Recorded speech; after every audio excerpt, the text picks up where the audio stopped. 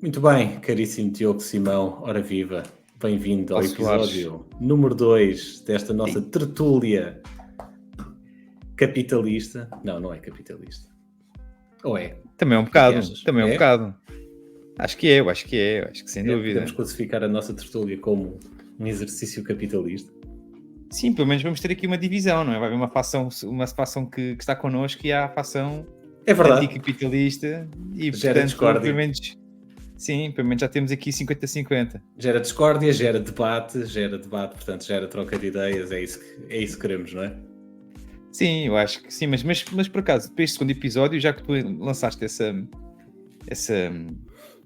ideia do que é que diz do capitalismo, eu por acaso aproveito e pergunto-te, não é? Aliás, antes de perguntar, e também já veio aqui um bocadinho no seguimento daquilo que será bem um bocado em jeito de debriefing daquilo que tinha sido o nosso primeiro episódio, queríamos convidar a todos os nossos ouvintes então a subscrever aqui este canal, portanto que está disponível pelo menos está disponível no YouTube e no Spotify, certo? E para seguir Exatamente, então subscrevam, nas duas façam-nos plataformas. companhia. Exatamente, muito bem. Que digam mal de nós, com toda a vontade e com toda... Há quem diga que não há má publicidade, portanto, sintam-se completamente à vontade. Partilhas desse lugar comum, que é dizer que não há má publicidade. Não há má publicidade. É uma frase que tu concordas? Reveste nisso? Totalmente. Não há má publicidade. Porque tu repara, mal comparando, e vou pegar um tema que tu sabes que eu gosto imenso, que é a Prozis. Uhum. Ele começou com um tema super polémico e a publicidade que ele teve, ele avaliou, se não me falha a memória, que toda a forma e feitio que se falou da Prozis e do Miguel Milhão, ele a dado momento, logo a seguir, passado umas 3 ou 4 semanas da polémica, do tweet dele tweet não, acho que até foi LinkedIn, não foi tweet, foi LinkedIn. Ele valorizou que aquela campanha, se fosse a pagar, era à volta de 20 milhões de euros. Entre 12 a 20 milhões de euros. Agora não quero precisar o número. Sim, é um exemplo paradigmático de um bom aproveitamento para efeitos publicitários de uma polémica que de facto lhe custou numa fase inicial bastante, porque houve de facto um grande movimento contra a pessoa e a empresa, mas que na verdade, do ponto de vista de marketing, foi genial. Foi genial. Não foi estudada, garantidamente não foi estudada. Sim, mas olha, toda a gente passou a conhecer o Miguel Milhão como pessoa e digamos pioneira e fundadora do Império Prozis. E eu não conheci o Miguel Milhão, confesso. Pronto. E hoje já tem um podcast e hoje já convida ilustres da praça para conversar e para trocarem opiniões, e portanto diria eu que este é um bom exemplo que não há má publicidade. Há belíssimos exemplos, para mim, na história, que de facto fazem reflexo disso. Aliás, até há pouco tempo vi um episódio no Netflix, passa aqui a publicidade. Não precisam. Exato, não precisam. Mas a verdade é que, por exemplo, Monica Lewinsky é um excelente exemplo disso, não é? Não há de má publicidade? Não é má publicidade. Ela, de facto, tinha tudo para ser considerada na praça pública e como foi, achincalhada. Mas aí, na verdade, não é um produto, não é? Não, simplesmente um tema mediático, mais de revista cor-de-rosa do que propriamente de produto, no sentido de empresa, de marca. Porque quando se fala em má publicidade tem muito a ver também com aquilo que é o teu valor, não é? O valor de uma marca, o valor adquirido. Até que ponto é que a má publicidade, seja por que motivo for, poderá ser prejudicial àquilo que é o teu valor adquirido.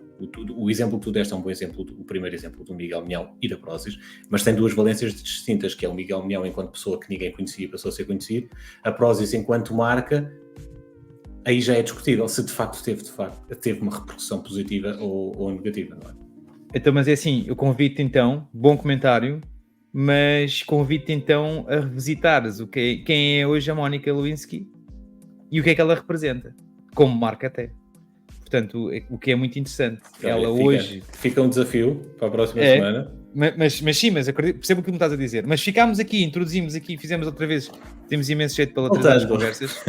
A questão do capitalismo, não é? Exatamente. Capitalismo, muito bem. Então, pergunto, hoje vivemos, e aqui sim, mais uma vez, então vamos falar para os nossos ouvintes que estão 50% connosco e aqueles que não estão connosco. Pergunto-te, as sociedades, portanto, século XX e XXI, se não houvesse capitalismo, onde é que nós estaríamos? Tu queres fazer um episódio de 3 horas em vez de 30 minutos. Não.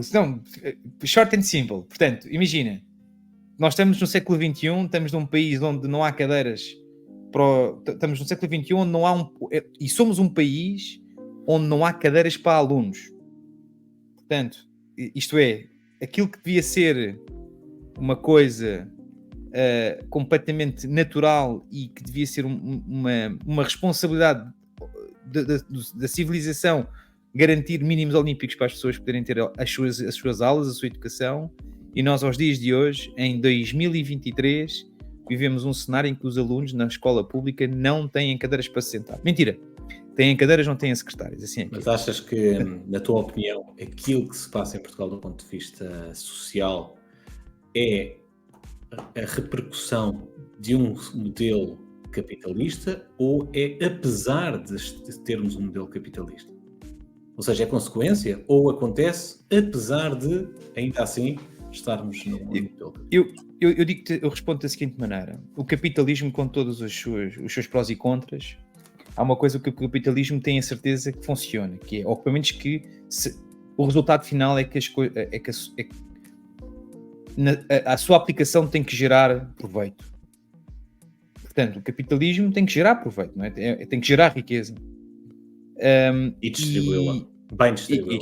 E distribuí-la. Agora, e isso, para que isso aconteça, significa que a pessoa que consome, a pessoa que vai gerar essa riqueza, o cidadão comum, ou seja, o cliente, seja quem for, portanto, tem que avaliar e tem que garantir que, pelo menos, onde está a gastar o seu dinheiro, isto não é Venezuela, portanto, onde se gasta o dinheiro,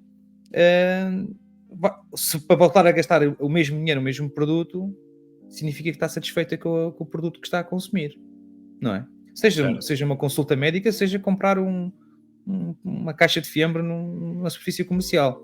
Dito isto, a tua pergunta de facto é interessante, mas o que acontece é que nós temos uns lives de capitalismo na nossa sociedade, e temos bons exemplos disso, e as superfícies comerciais da nossa sociedade?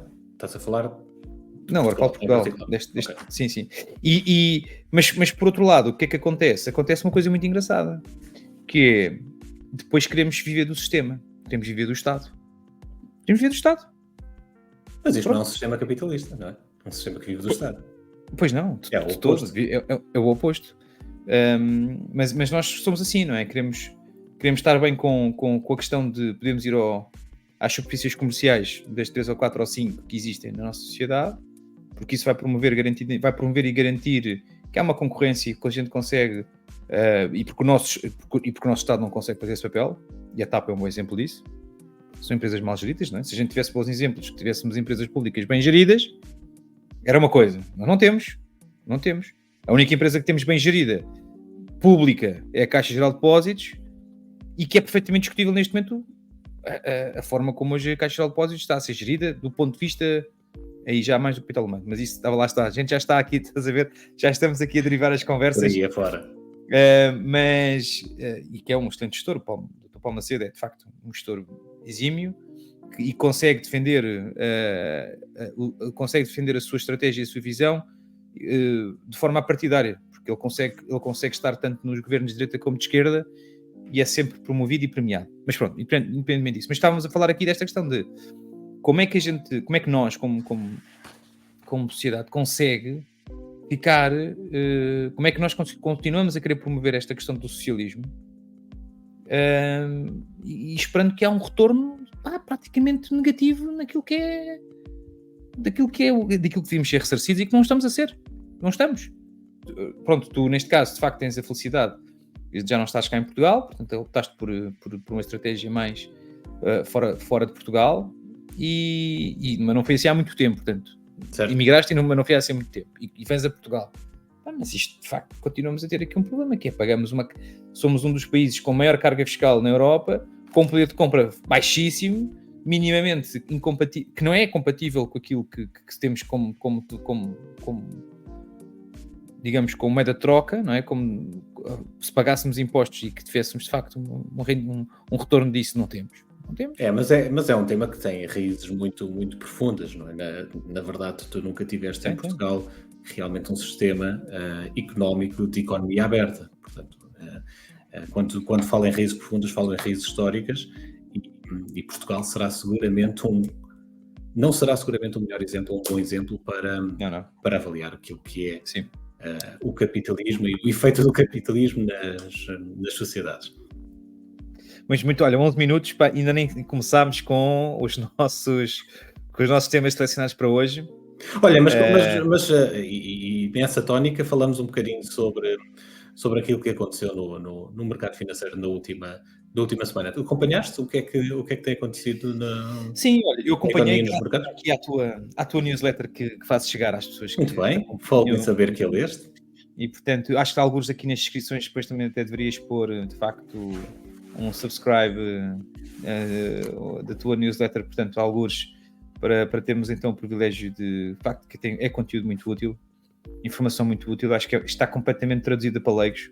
Ainda bem, é essa a intenção. Aliás, a intenção quer da newsletter, quer deste podcast é precisamente isso, trazer temas de economia, de mercados, discuti-los de uma forma não só descontraída, mas também de fácil acesso para que qualquer pessoa que nos esteja a ouvir e a ver consiga compreender perfeitamente aquilo que está a ser aqui discutido. Porque, uma vez mais, e é algo que eu gosto de reforçar sempre no âmbito da minha atividade profissional, que é isto não é rocket science, os mercados financeiros não são bicho de sete cabeças, a indústria financeira tenta passar essa mensagem porque, de facto, é importante que as pessoas pensem que, de facto, isto é muito complexo, porque isto também justifica a existência de toda uma indústria por trás, de expertos muito bem pagos, mas, na verdade, não é.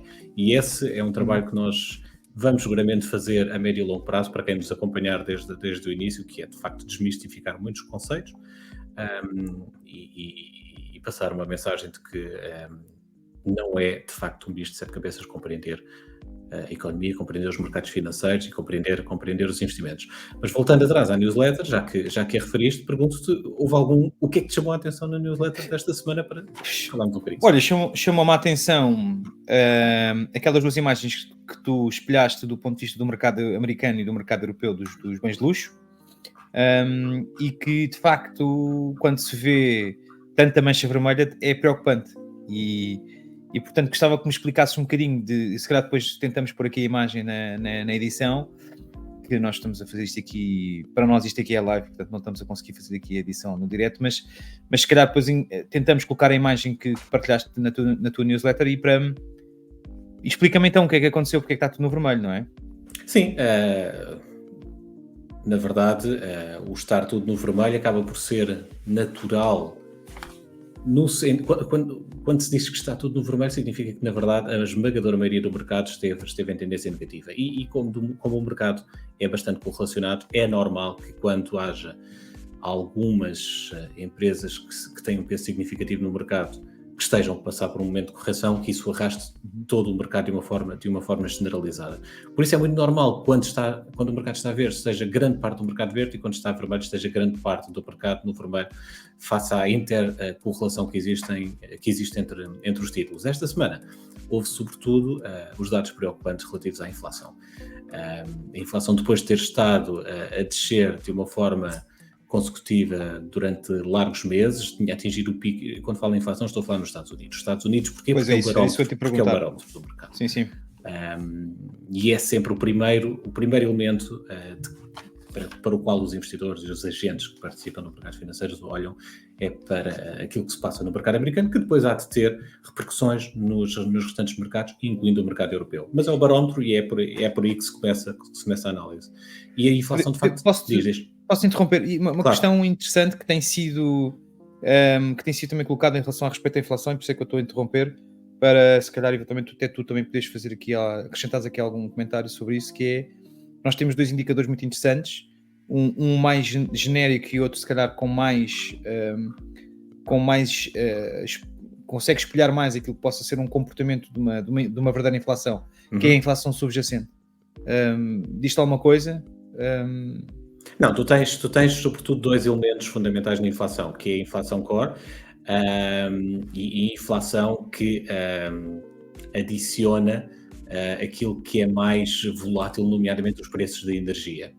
A inflação core resume aquilo que é a relação dos preços dos bens mais estáveis, mais essenciais, e depois temos a variante da inflação que acrescenta os custos da energia, que têm uma volatilidade bastante mais significativa e que podem desvirtuar de alguma forma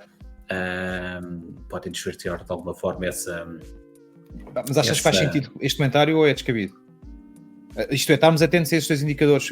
Não, é fundamental estar atento aos dois indicadores, porque é fundamental perceber, de facto, de onde é que vem a inflação, se é só da alimentação, do setor da alimentação e de energia, ou se é a inflação core. Porque, de facto, a interpretação é diferente consoante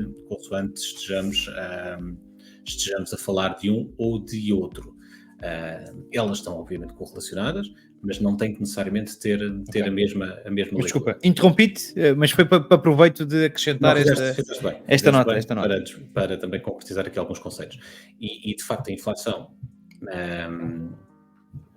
não core, ou seja, a inflação que inclui alimentação, setor da alimentação e energia, voltou a subir depois de consecutivamente, desde junho de 2022, quando atingiu o pico acima dos 9%, novamente nos Estados Unidos, e vindo a decrescer desde então, atingindo um mínimo relativo em junho, portanto teve a cair durante 12 meses consecutivos e agora voltou a acelerar para 3,2 em julho e 3,7 em agosto. E isto, de facto, lançou aqui alguma preocupação nos mercados financeiros, sobretudo porque, de facto, foi a inflação. Não foi diretamente a inflação, mas foi aquilo que a inflação explotou, ou seja, o controle da inflação explotou o ciclo de subida de taxas de juros que todos nós nos recordamos, em 2022. Sim. Esse ciclo de subida de taxas de juros penalizou de forma muito significativa o mercado financeiro e, sobretudo, o mercado acionista. Aliás, sobretudo não. Penalizou bastante as duas principais classes de ativos, o mercado acionista e o mercado obrigacionista. Por razões diferentes, mas penalizou ambos.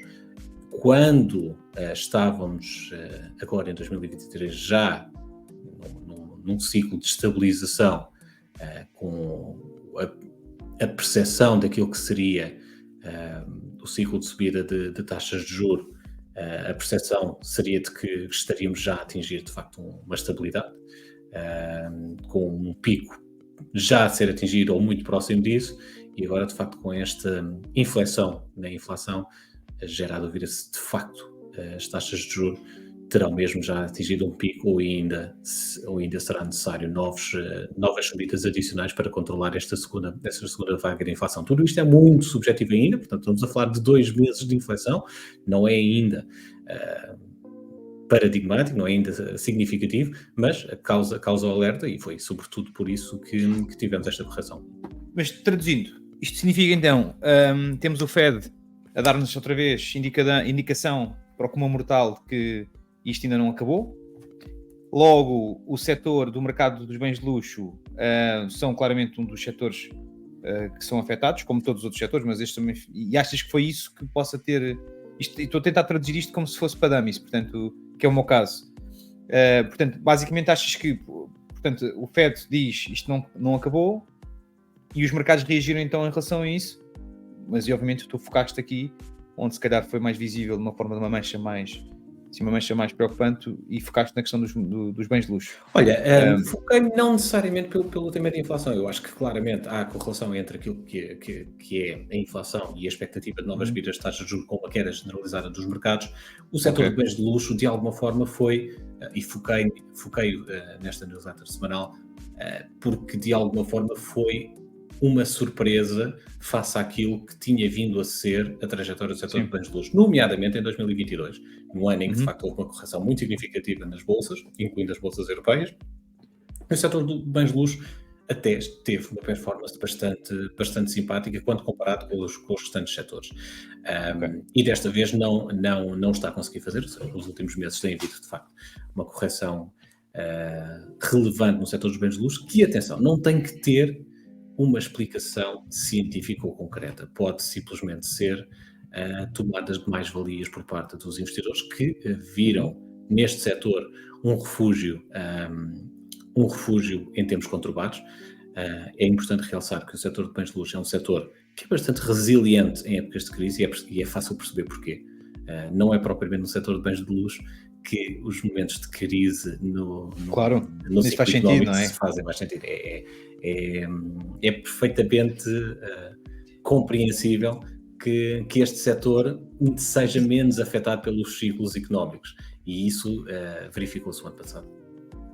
Isso é uma coisa muito engraçada, que é nós um dia, se calhar podemos falar até com alguma matéria, com algum trabalho de casa feito, para tentar perceber que nas crises que aconteceram, não é? Perceber, toda a gente diz que nas crises, em todas as crises, o gap entre a classe média-baixa e a classe média-alta, então o fosso aumenta sempre, porque isto é, gera mais riqueza para os poucos que já são ricos, não é?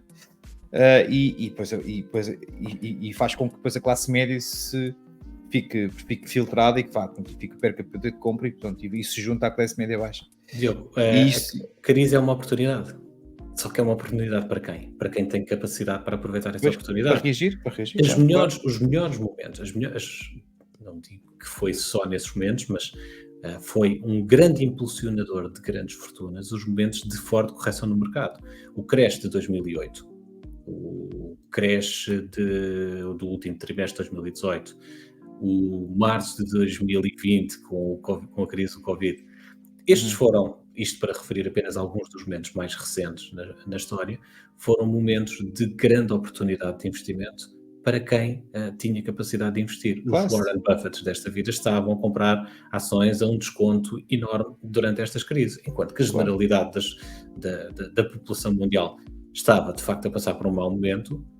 Os milionários e ultramilionários estavam a aproveitar o momento para reforçar as suas posições, que depois vieram a lucrar com isso. Muito bem. Pronto, então... Olha, mas é curioso. Vem já a surpresa, não? Vem já a tua surpresa. Não vem uma surpresa, mas de facto acho que é um tema interessante, porque isto tem a ver também com algo que estive a estudar esta semana e que estive a ler esta semana, e que é algo que nós gostamos de falar neste espaço sobre aquelas coisas que nos irritam também e que nos chateiam. Sim, os biz bumps que tínhamos aqui como rúbrica para o nosso... Exato. E há um tema que não é uma irritação minha desta semana, nem deste mês, nem deste ano. Já está a muito longo prazo. E que esta semana em particular voltou a estar mais presente, porque tive de facto tive a participar em alguns fóruns de discussão sobre mercados financeiros, e onde se perde imenso tempo a discutir o que é que vai acontecer com a economia mundial, com o mercado financeiro para os próximos 6 meses, para os próximos 12 meses. Discute-se imenso, os especialistas de todas as áreas dão as suas opiniões, os seus inputs, para tentar prever o que é que vai acontecer, se perceber onde é que nós devemos investir, onde é que não devemos investir, onde é que o investidor pode estar mais protegido, and so on. E é curioso, não é muito a minha abordagem de filosofia de investimento. Eu prefiro olhar para o passado, tirar ilações daquilo que é o passado e tentar construir o futuro, protegendo de riscos futuros, mas com as ilações do passado. Porque este exercício de adivinhação é um exercício bastante complexo e, na maior parte das vezes, votado ao insucesso. A história também o comprova. E para ilustrar isso, trago-te aqui um exemplo, que é imagina que tu estás em janeiro de 2020. Ok? Estás em janeiro de 2020. Exatamente. E tens a bola de cristal contigo, à tua frente, entraste dia 1 de janeiro, foi-te oferecida, ganhaste de presente de Natal uma bola de cristal que permite ver o futuro, e a bola de cristal logo no dia 1 diz-te, de facto, aquilo que vai acontecer poucos meses mais à frente, a pandemia, tudo o que isso implica, os lockdowns, o problema de saúde pública, mundial, à escala global, e diz-te que há uma empresa que se chama Pfizer, que vai desenvolver a cura para esta pandemia mundial e que vai faturar bilhões com o desenvolvimento da vacina que vai curar esta gente toda. Nós temos Pfizer, AstraZeneca da vida e tal. Mas vamos nos focar na Pfizer. Portanto, esta informação, a Pfizer foi a pioneira. Houve outras, mas foi a pioneira e foi a que mais lucrou com a pandemia. Tu, perante esta informação, o que é que irias fazer? Isto é, estás-me a perguntar se... Mas isto como já investidor. Como investidor... Em janeiro de 2020. Em janeiro de 2020. Mas já havia Covid ou não havia Covid? Não. Portanto, já tinha conhecimento que havia Covid? Tu sabias que ia acontecer. Ok. Tiveste acesso a essa informação privilegiada, fundamental. Olha, uma excelente questão. Sabes que quando o Covid começou a ser notícia, e rapidamente, quando começou a saber, assim, pontualmente, algumas informações da forma como, digamos, o Covid estava a alastrar pelo mundo inteiro, eu vou-te ser sincero, eu tive uma sensação... Não vou mentir que achei improvável Piaça Portugal, não é? Mas eu sem dúvida que fiquei preocupado, porque nós os portugueses somos sempre os últimos a receber as notícias, não é? Pelo menos, e eu pensei que dificilmente nós fôssemos afetados, mas no entanto achei que ia realmente ser um problema mundial, como foi. Portanto, se me dissesse assim, olha, era uma área que tu ias investir rapidamente, ou que eu ia reagir com isso e investir numa Pfizer, pouco provável. Porque já é uma área que eu... Não, é uma área em que eu estou muito mais sensível, muito mais alerta à parte das fintechs, à parte da tecnologia, da robótica. Mas aqui estamos a falar de uma oportunidade de negócio. Estamos a falar de um sim, mas é uma pergunta interessante. Gigante e mundial, em que tu sabes que há uma empresa que o vai resolver. Sim, mas não irias acreditar que houvesse, de facto, uma valorização exponencial desta empresa em bolsa? Não, porque eu em janeiro de 2020 nunca, penso eu, agora vais-me corrigir, mas nunca se viu um crescimento exponencial em que uma empresa no mundo pudesse receber contratos milionários, bilionários de todos os governos do mundo. Mas estou-te a dizer, a bola de cristal que tu tinhas em janeiro de 2020 deu-te essa informação. Deu-me uma pandemia, toda a gente vai para casa, esta empresa vai óbvio que investia, e vai fazer bilhões. Não, óbvio que investia. Portanto, eu estava a tentar fugir à tua resposta tão direta do estilo de... Mas sim, mas obviamente eu investia. Independentemente, obviamente, que nem toda a gente age da mesma forma, mas acho que é mais ou menos consensual que a esmagadora maioria dos investidores, aliás, hoje em dia, grande parte dos investidores é movido por este tipo de movimento. Claro. Obviamente, sem a garantia futura, mas a ideia de que há uma empresa e o setor farmacêutico, o setor da healthcare é muito ativo nisto. Há muitos investidores que basicamente a única estratégia de investimento que têm é monitorizar os anúncios de atribuição de novas patentes e de novas comercializações de produtos farmacêuticos nos Estados Unidos para comprar essas farmacêuticas. Estamos a falar de microcompanhias, microempresas do setor de healthcare que estão a desenvolver um único produto, que têm cotações em bolsa de $1, $2 e que os investidores estão ali à procura do novo pote de ouro. E há muita gente que basicamente desenvolve a sua estratégia de investimento só à custa disto. Os resultados são discutíveis, mas há quem de facto... Esta necessidade de adivinhar the next big thing é muito comum ao ser humano, vem muito da nossa psicologia, de querer antecipar os movimentos de mercado, de querer estar mais à frente. Mas a tua pergunta tinha que... Qual era o a minha pergunta tem um outcome muito simples, é que se tu tivesses de facto investido, com base neste outcome, se tu tivesses investido na Pfizer em janeiro de 2020, tinhas neste momento um retorno negativo de 10%, enquanto que o S&P 500 no mesmo período valorizou 35%. Okay. Isto era altamente improvável em janeiro de 2020 se te fosse dada esta informação futura, se te fosse dada a possibilidade de saber que isto ia acontecer com este outcome, era altamente improvável que tu acreditasses que o outcome final em termos de evolução do mercado seria este. Mas só para concluir, isto para te dizer que investir em bolsa, mesmo tu sabendo o futuro, é difícil. É muito difícil, porque mesmo sabendo o futuro, o outcome final não tem que necessariamente ser aquele 1 mais 1 em mercados financeiros, nem sempre são 2. Mas o teu exercício é muito interessante, na perspectiva de que o que me diz é, reduzindo, a 1 de janeiro de 2020, a cotação da Pfizer seria X, de X, e aquilo que me estás a dizer é que a 25 de setembro de 2023 vale X menos 10%. É isso que me estás a dizer? Mas isso é completamente antinatura daquilo que possa ser o comportamento do mercado.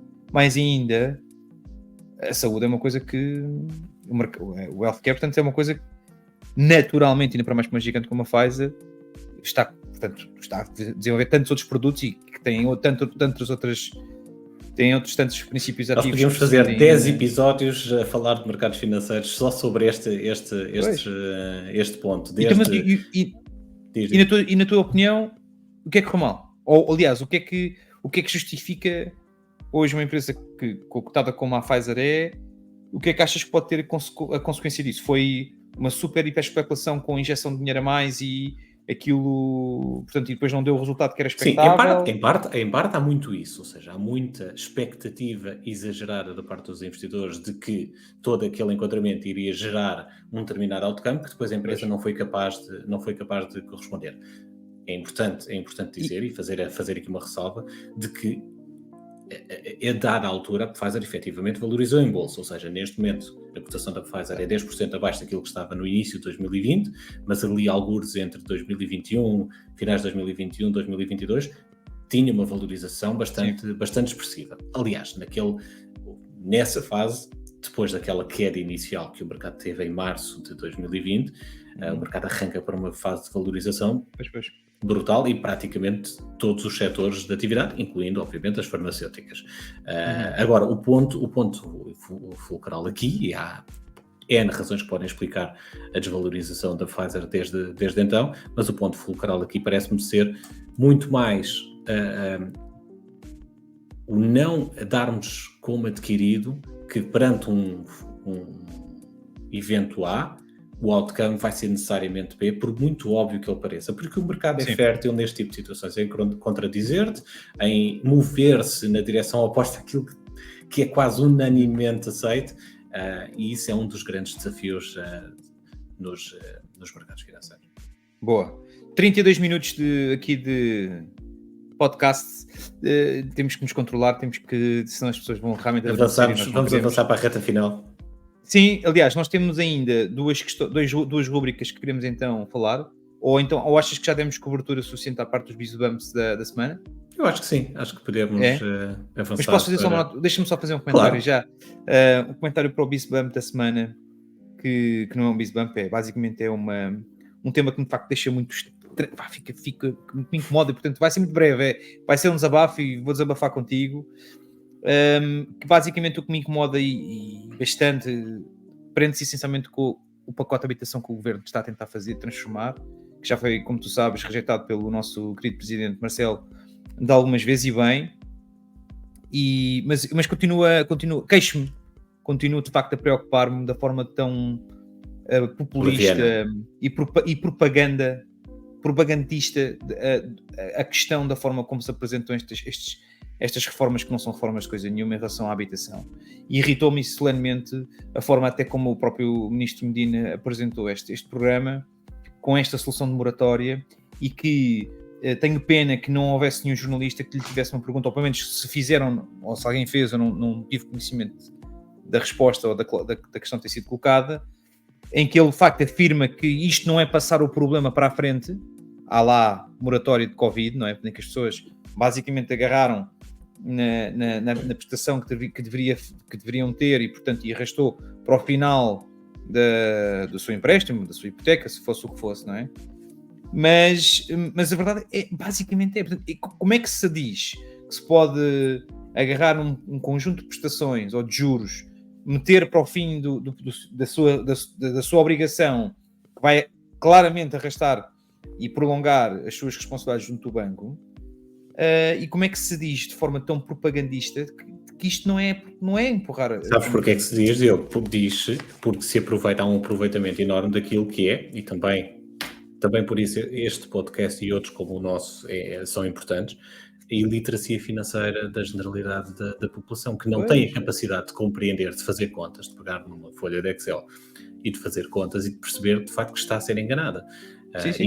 Tal como nesse tema e muitos outros temas que de facto e aqui clubites à parte, passa a expressão do ponto de vista político, é uma realidade que acontece de uma forma generalizada desde o partido A ao partido Z, que é de facto um aproveitamento enorme de iliteracia financeira da generalidade da população para vender estes temas como sendo soluções, quando na verdade são aquilo que tu referiste bem, são uma coxia. Mas muito bem, obrigado pela oportunidade de partilhar aqui o meu digamos, a minha agonia a respeito deste tema. A tua irritação da semana. Total. Muito bem, mas pronto, temos então ultrapassado estas irritações semanais. Então, a seguir vamos para a rubrica que temos aqui como o desafio que eu te lancei na semana passada. Sim, olha, de facto, e faltou-me acrescentar esse ponto há pouco quando falava aqui da questão da Pfizer e da questão de como é difícil planear investimentos, mesmo sabendo o futuro. Uhum. E acho que esse deverá e seguramente será um contribuinte importante que nós podemos ter para com os nossos ouvintes, que é de facto passar por este processo de montar uma carteira de investimento e também desta forma didática de desconstruir o racional por trás, avaliar riscos, e acho que podemos fazer isso, podemos de facto montar uma carteira de investimento from scratch, de uma forma didática, percebendo o racional, explicando o racional e sobretudo construindo de uma forma a cobrir os riscos futuros e percebendo qual é que é o racional que deve estar subjacente a construir uma carteira de investimento. Tal como se constrói uma casa, tu não começas a fazer o telhado, começas pelos alicerces. Uma carteira de investimento é exatamente isso também. É começar com os alicerces e depois, paulatinamente, ir acrescentando todos os outros. E diz uma coisa, só para deixar aqui a curiosidade no ar, vamos capacitar as pessoas de fazer isto, como disseste, do zero, de raiz. Subentenda-se, vamos arranjar uma plataforma de trading. Sim, vamos arranjar uma conta nossa, uma conta dummy, e que basicamente depois iremos então explicar tudo step by step, portanto, como é que se deve começar a fazer esse tipo de investimento. E monitorizar. Mas acima de tudo, não é só fazer aqui o exercício fácil de montar uma plataforma digital para se começar o trading, mas sim vais também recomendar com a tua expertise quais é que são as preocupações iniciais que se devem ter em conta, nomeadamente escolher, sei lá, não faço ideia, agora serás tu depois a melhor pessoa para dizer, mas perceber o que é que deve observar antes de investir, de forma muito básica, para de facto não ter tipicamente isto é como ir ao casino. E eu falo por mim que quando nós começamos a investimos numa coisa que seja se calhar muito sonante ou muito do nosso conhecimento, e depois começamos sempre a ver aquilo no vermelho, e é assustador que depois há muita gente que está a esperar. Olha, Diogo, sim, é muito giro, mas na verdade não vai ser assim. Okay. E não vai ser assim porquê? Porque... altamente bem preparado este podcast. Não vai ser assim porque eu quero que tu tenhas skin in the game. Ou seja, isso seria muito confortável para ti, estares no teu sofá, sentadinho, a fazeres-me perguntas e a lançares-me desafios, e ficares à espera que a coisa corresse mal para depois vires-me a desancar em público no YouTube e no Spotify. Mas não é isso que vai acontecer. O que vai acontecer é que vais ser tu, Diogo, a definir a estratégia de investimento com o meu apoio, obviamente, com uma interação entre os dois, mas eu quero que sejas tu, tal como qualquer outro investidor, a fazer esse processo com o meu guidance, mas a passar por essa aprendizagem e como os anglo-saxónicos dizem, com skin in the game. Sabes o que significa esta expressão? Sim. Porque não há aprendizagem sem dor. Sim, exatamente, eu percebo isso. Portanto, basicamente o que me estás a dizer é que vou eu ter que fazer o trabalho em casa todo, vou ter que preparar tudo, e depois, se correr tudo bem, parabéns, Diogo Simão. Se correr tudo mal, como vai correr de certeza... Não vai porque vamos passar mas por sim, vamos fazer essas etapas todas. Ok, parece-me excelente. Então, mas isso foi, portanto, em suma, estamos então aqui a objetivar que no nosso próximo vídeo vamos e podcast, vamos então da carteira do ok, muito bem, espetacular, muito bem. Há algum trabalho de casa que me queiras recomendar para que portanto, alguém que também quer acompanhar ao mesmo tempo que nós, ou não? Portanto, vamos então isto é, começo a olhar para alguma tipo de plataforma de trading, há preocupações que eu devo ter, se há soluções que são gratuitas, não são gratuitas, isso, ou deixamos isso já para, se calhar, para o próximo episódio? Deixamos isso para o próximo episódio. Tu vais fazer o teu trabalho de casa e eu vou identificar onde é que tu meteste o bem e falso. Ih, graças. Muito bem. Parece-me ser uma excelente iniciativa. Sim, parece muito bem. Muito bem. Está a carteira aberta? Não está, mas está quase. O capital já está aberto desde a semana passada. 40 minutos. E agora vamos abrir a carteira. Finalmente. Isto ouviu-se aqui o pancada, não? Vamos ter que fazer o cut aqui desta cena. Não. Mas estava então muito bem. Diria então que damos por terminado aqui este nosso podcast. Vou só reiterar a importância das pessoas fazerem os seus comentários aqui na caixa de comentários, que vai estar sempre livremente aberta. Portanto, o nosso palco é um palco aberto para o bem e para o mal. Exatamente. E também acho que temos que fazer aquele disclaimer, temos que fazer aquela nota de rodapé de que nós não somos conselhos financeiros, não é? Portanto, e que basicamente... Mas também ainda não aconselhamos nada, portanto, por enquanto estamos livres de qualquer disclaimer. Estava super curioso em conseguir fazer esse comentário. A partir da próxima semana acho que temos que começar a fazer um disclaimer oficial. É isso mesmo. Portanto, nós basicamente, então, os nossos podcasts vão ser vamos fazer sempre as nossas gravações às segundas-feiras, depois há de ser publicado durante a noite de segunda-feira.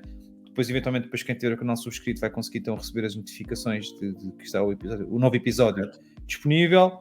E para já acho que vamos estar só então em YouTube e Spotify. É isso. É isso mesmo. Boa. Certíssimo. Paulo, meu caro, um abraço. É sempre um gosto. Um abraço. Bom descanso. Um abraço. Igualmente, meu caro.